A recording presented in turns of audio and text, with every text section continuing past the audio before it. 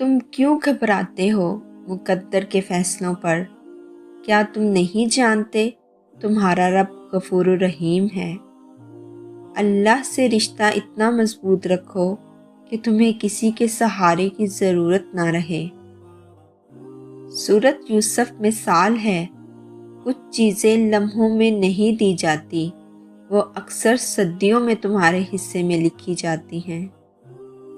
تم اس کے کن پر یقین رکھو، وہ تمہیں فیکن کہہ کر حیران کر دے گا۔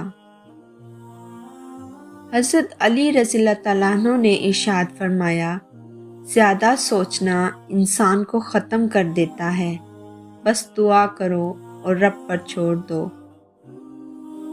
بیوی کا روٹھنا سنت عائشہ رضی اللہ تعالیٰ عنہ ہے، اور بیوی کو منانا سنت رسول صلی اللہ علیہ وآلہ وسلم ہے۔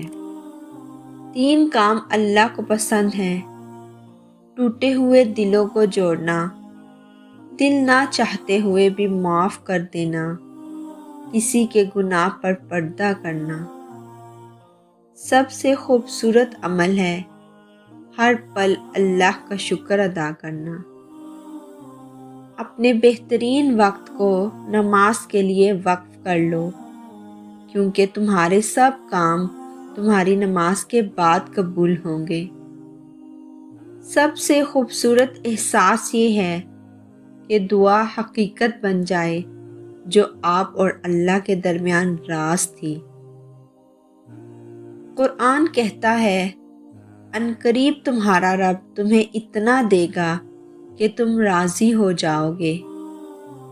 فخر سے کہا کریں، اللہ ہے نا،